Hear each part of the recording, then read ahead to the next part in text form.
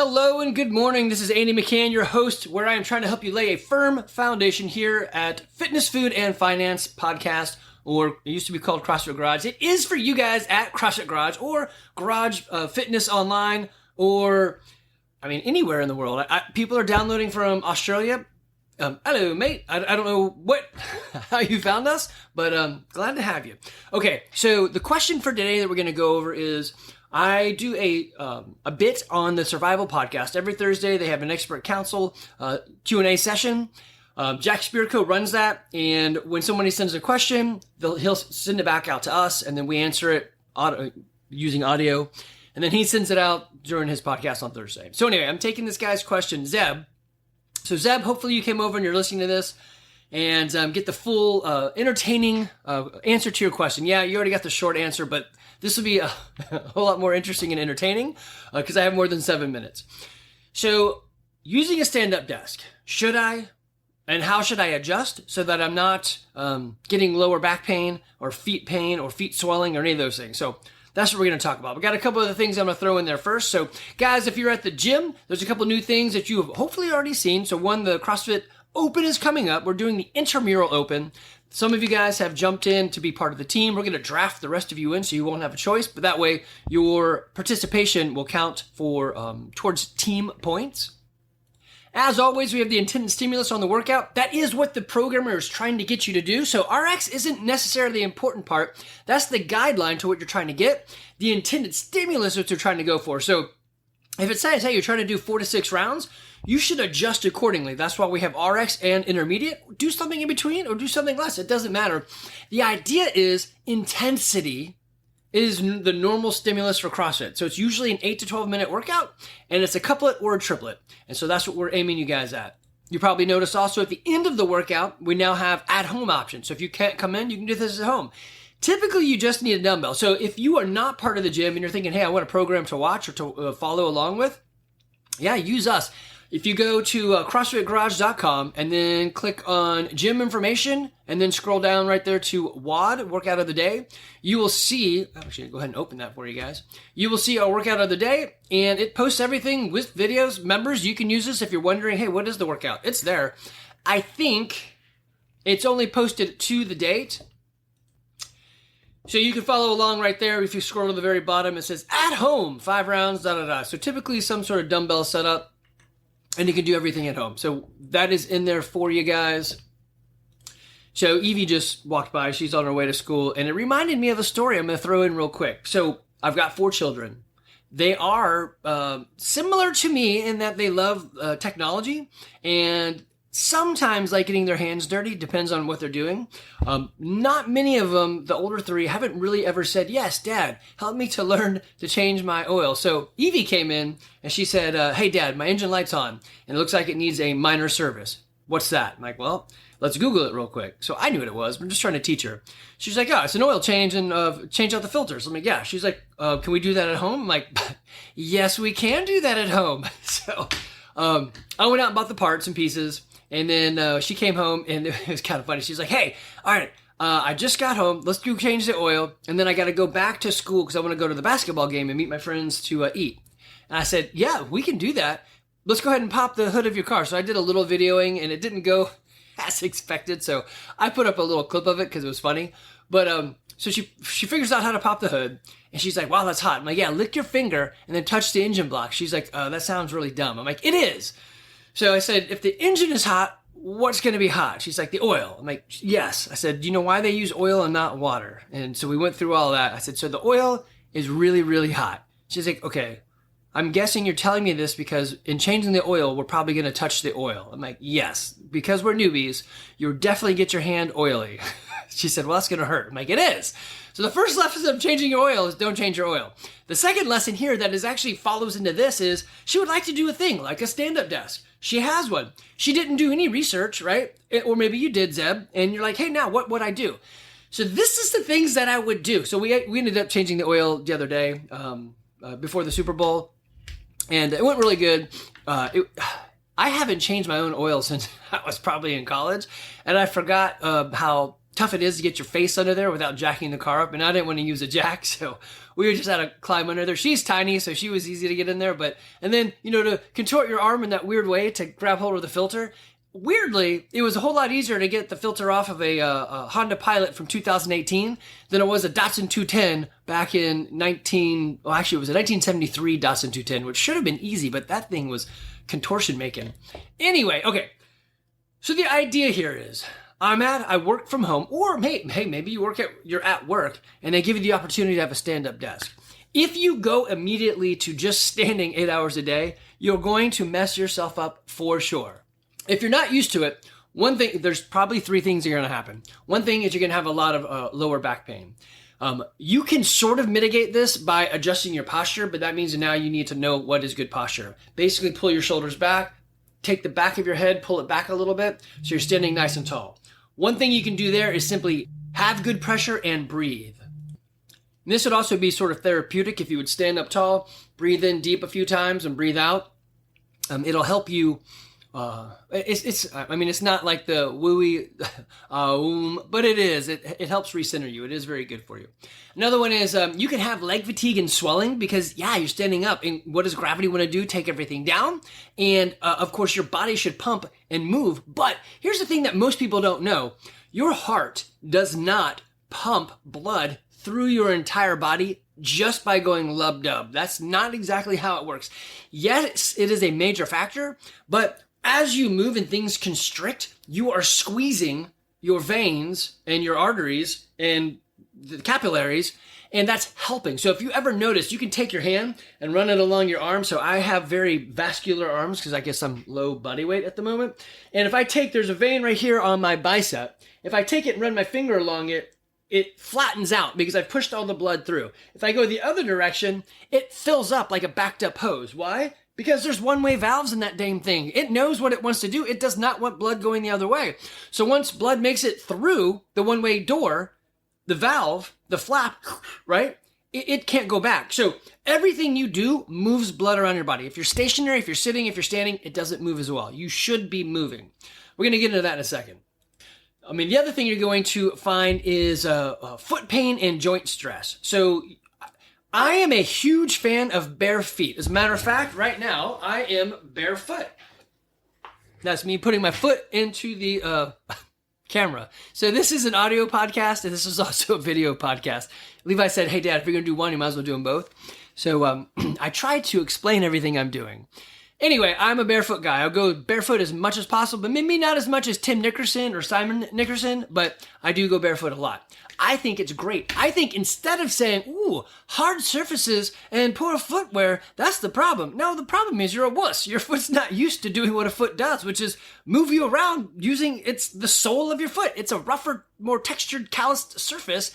That's what it's for, unless you baby it, and then it's not. So I'm going to go over also some items that I use for my feet, some glove-like socks, and then some heel cups and some other stuff. But these are the things we're going to be talking about, is how to get rid of that pain, and maybe what else could I do? So I'm going to put this in my website. So if you go to CrossFitGarage.com/TSPC, The Survival Podcast, I'm putting everything that they're asking me for in there. Well, I just started to, so it's building up. And you'll see this. It'll probably say exercises at your desk or something like that. So you'll see this pop up there. So you can go there. Right now, it's got a lot of information. Let's see, what else do I have on there? You can do a carnivore Kickstarter. So you can still buy one-on-one. So you can't buy the online version. This is going to be a one-on-one. But you can go to these guys. It's Smart and Simple, and hire them to help you with carnivore. I think it's a great thing. You should do it. There's 60 easy in 2025. So instead of doing 75 hard, do 60 easy. The 32 at-home workouts. So I have a gym at my house, or I have some gear or whatever I want to work out at home, or I have no gear. This one is a no gear thing. There's information on our 24/7 access. So I know if you don't live around here, it doesn't really matter, but I direct a lot of our people to that. So if you're in the Woodstock area and you're looking for a CrossFit gym that has 24/7 access, that's us. GarageFitness.online, that is our new service. If you have a bit more of a gym, more than just dumbbells, then you can use this. Right now it's free. It'll probably be free for all of 2025 because we're still building it out and we're testing it on you. So it's free. Of course, you have our podcast, Food, Fitness, Finance. You're probably watching it now or listening to it now. And then there's the at-home test. Am I fit enough, right? I'm putting other things, how to regain your mobility, and this one right here, things you could do at your desk for exercise. So you'll find all that there. This is the survival podcast right here that I'm showing you, and this is the expert council I'm on. This guy, it's not about zombies. It's actually never about zombies. It's about how to build a good life now if times are tough, or even if they're not. And he helps you make a garden. He helps you understand debt. I mean, the guy is phenomenal. He's got so much information in his head, and the community is great. So if you're looking for home gardening, chickens, shotguns, Bitcoin, I mean, you name it. There's so many things that basically it's homesteading. It's how to build a better life. Listen to this podcast. It's The Survival Podcast with Jack Spirko. Okay, so also you guys know you can find me at my YouTube channel is at AndyMcCann42. There's always these videos right here, or I do other videos like I just did one of me and Evie changing the oil, and I do a lot of chickens and stuff. Or this podcast is Food, Fitness, and Finance. You can find it on any of the podcast socials. Okay, I am going to pop into some of the things about a stand-up desk that you can get, but I'm going to leave the picture right here for a while. This is a stand-up desk that several of my buddies use, and it has lasted, and that's what I'm going for. A desk should do one thing really, really well: hold your junk. So you put stuff on it, and it holds it. The second thing it should do really, really well, since this is a stand-up desk, is allow you to go up and down whenever you want, and that's what this desk does really well. I have never heard them complain, and they've had this desk for a very long time. There's also like 5,000 ratings on this, and I think it's 4.5 stars. So it's on Amazon. It's $200. It's easy to put together. Okay, so stand-up desk, what would I do?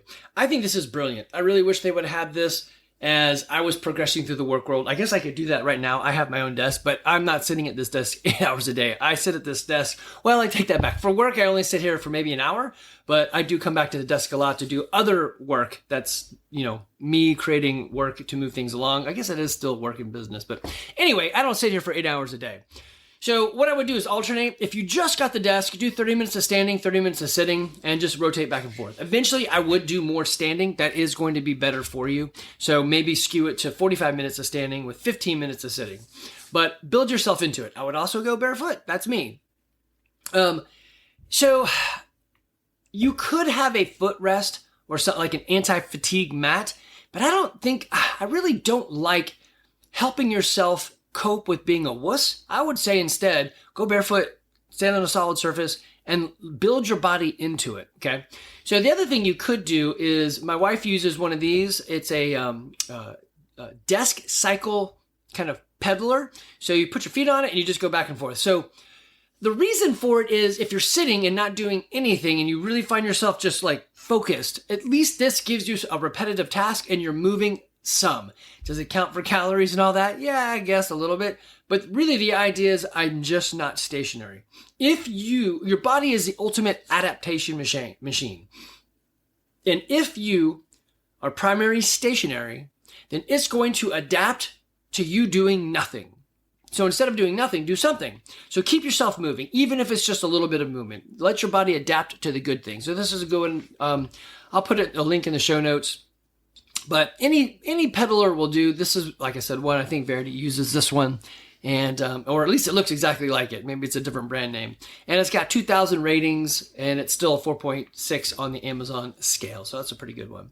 So do something. Okay, other thing I'm going to add in there, I got some exercises I'm going to talk to you about, but these are some things on Amazon that I use for some of the issues I had. As I went barefoot, I had a plantar fascia started tightening up a bit. So in the morning, I would have that pain.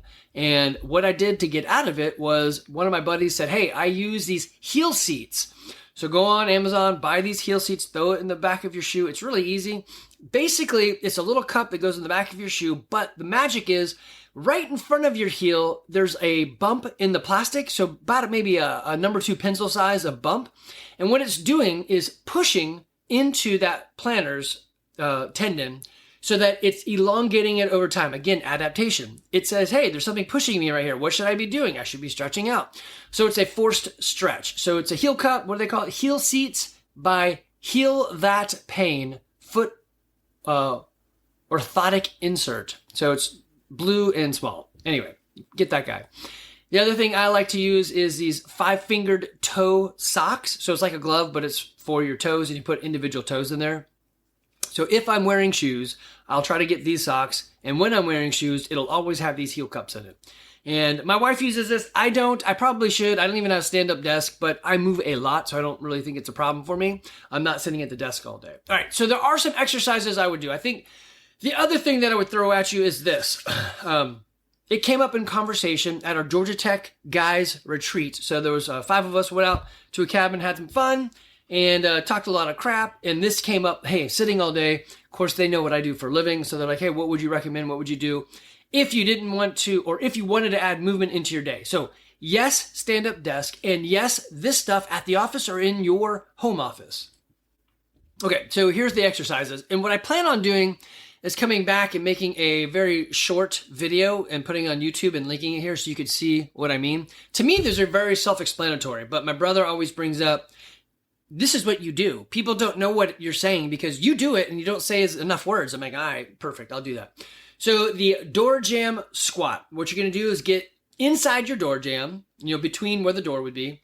You're gonna hold on to the molding of the door jamb. So it doesn't have to be a door jamb. It could be the metal bit on the rig, right? It could be anything that's just solid and gives you something to hold on to.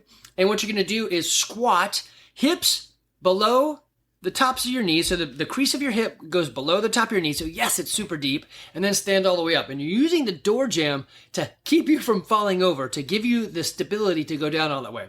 So it's a deep squat. You can do, just do them for 30 seconds or 60 seconds. It doesn't matter how many you do, you're doing something. Once you get used to it, yeah, then you can time yourself or you can count reps or whatever.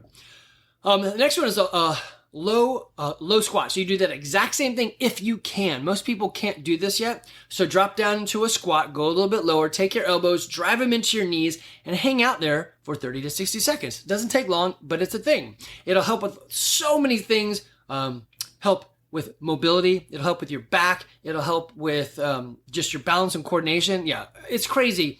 If you're 50 and you haven't squatted in a while, try it. You're probably going to fall over. Be careful. All right, my favorite is the dumbbell thruster. Doesn't matter what the size of the dumbbell is. It's an external load. It's more than just your hand. So get something. It could be 2 water jugs. I don't really care.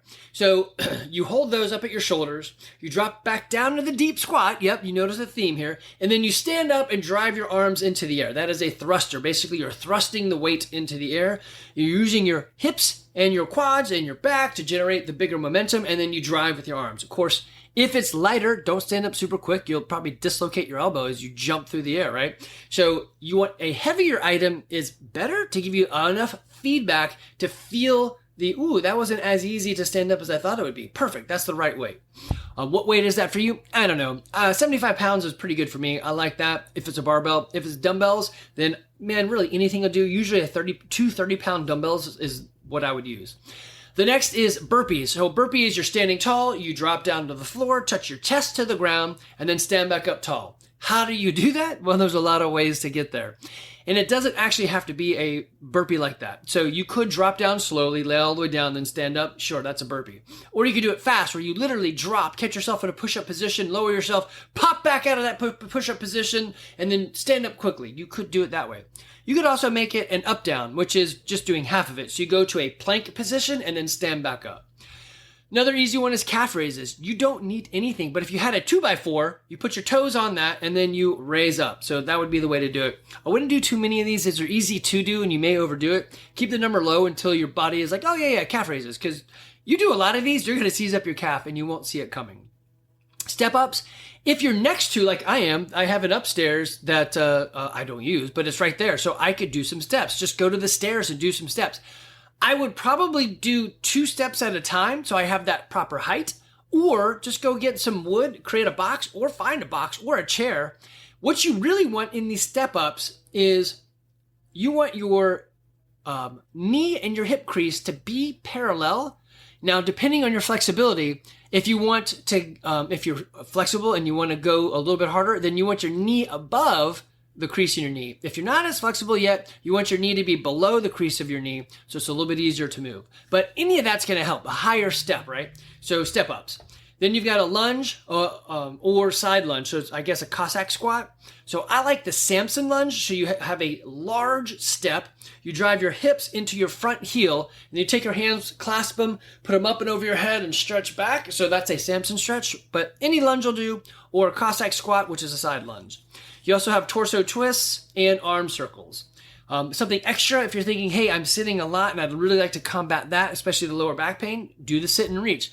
Here's the trick on that one. When you do the sit and you reach to your toes, don't bounce. Just find where you can go and hold on. You can get a rope or a band or some socks or whatever, put it around your feet and then pull so you can get a little bit closer. You want to hold that for more than 2 minutes. That's where things start to elongate. If you can go for 3, great. The last one is foam rolling. So I've got a foam rolling technique. Actually, I use a PVC pipe from Home Depot because it hurts more and it's cheaper. And I do this routine. Actually, let me see if I can grab it. Yeah, here it is. So I'll put a link in the show notes as well. And it's just me showing you what to do. In general, what I'm doing on the foam roller is this. I'm rolling the right and left side of my lower back. I'm rolling the right and left side of my glute, my butt. And then I'm rolling my quad, and I'm rotating as I roll my quad so that I get each number on the clock, right? So I don't know, imagine I roll at the 12, then I rotate to the 1 and roll, and then rotate to the 2 and roll, so that there's a different part of my leg on that pipe or the roller. And when you get to your IT band, it hurts a lot. So be careful when you get there. That's about the 45 degree. If you're wearing blue jeans, it's about where the seam on the blue jeans would be. That's your IT band. And yes, it is going to hurt. So I'll put the exercises in the show notes. I'm also going to have it added to the that page I said, CrossFitGarage.com/TSPC. That's where I'm putting all my free material that I'm creating. And usually because it comes from this podcast. So Zeb, if you're out there listening to this still, I assume your name is actually Zebulon, which way back in the day, we were sitting at the dinner table and we had these cards. We'd have kids memorize stuff. So I know that it's Reuben, Simeon, Levi, Judah, Asher, Zebulun, Naphtali, Dan, Gad, Joseph, Benjamin. So I know all your historical brothers. Anyway, other fun stuff that I did with the kids. I think I might have mentioned this a little bit, but at the beginning, I did change the oil in the car with Evie. Guys, if you've got kids and you don't take the time to do this, then you're missing out. They're only going to be here for a while, and you have to teach them these skills because who else is going to? So if your kid says, yes, help me, and you don't know how to, watch YouTube. It's not that hard. Everything, literally like 1,000 videos on how to change the oil in a Honda Pilot 2018. Super easy. You probably did it as a kid. You just don't remember. If you don't know how, or you're all by yourself and you need help, guys, if you're at the gym and you need something like that, I'm happy to help your kid learn to change oil. Just let me know. I can be spontaneous if you let me plan it. That's the hardest thing, with a teenager is you can plan things and they just simply don't show up. All right, other fun stuff that is popping up. Let me pull this up. All right, in addition to the Open, another one popping up here is Jamie Thomas is in a play. Several of us are going to the, I think it's Saturday. Is it Saturday the 15th? Where's my calendar? Come on, calendar. Come on up here. Boop. Yeah, Saturday the 15th, there's a showing, and several of us are going to that. Join us. I have to find out where the tickets are. Let me see if it's right here in this See More. I feel like it should have been Alfredo Center of the Arts. That's probably it. Let me poke in there and see if I can find you where tickets are. Okay, don't call me a rookie on the internet. That took way longer than it should have. So yeah, here are the tickets. There's the 14th, 15th, and 16th are the showings still. And I will put a link in the show notes so you can find this play. Okay, also, we've got a couple people doing various events. There's High Rocks, there's DecaFit, and there's the Spartan races. So if you're interested in those things, let me know. I'll connect you with all the people. Evie and I are doing some adventure races. We're doing this Oak Mountain, and then which is March 22nd out in Alabama, and then the Blue Ridge Adventure Race, which is May 3rd, of course, in Blue Ridge. And there's a couple other races coming up. So if you're interested in this stuff, let me know. Also, hey guys, if you're in the gym, or maybe even if it's a garage.fitness online or garagefitness.online, let me know what you're into. I will help connect you with people that are doing similar. One of my things is to build connection in the groups that we're with. So we've got a bunch of us that are doing some board games in D&D together. So we'll be meeting again this coming Sunday, which is the 16th. So if you're into that and you'd like to try it out, let me know. Usually, there's about 12 of us on the list, and usually about 5 of us show up. So it's a small group, but that actually works out better because games are done better in smaller numbers. If we had 12 people show up, we would just split into 2 that night and do 2 different things. So not a big deal. All right, guys. I love that the opportunity for health and fitness is everywhere, even with stand-up desks. Even just going somewhere, out into the woods and walking. Guys, you can do this. It is simple. It's just not easy. So the task is simple. Get out and walk. Get out and do a thing. Live your better life. As you get older, it gets harder and harder. Start sooner. If you're younger, great. If you're in your 50s, I still feel young on that. You can still start. If you're like 75, man, yeah, the benefits of what we're doing here are very much mitigated, but it's still possible. So if you need help finding a gym, if you're not here in Woodstock and you can't come to us, let me know. I'd help you find a gym. I want people to be healthy and fit. So if you need me, you can find me, Andy at CrossFitGarage.com. If you want to listen on YouTube, it is at Andy McCann 42. The podcast is Fitness, Food, and Finance. Y'all take care.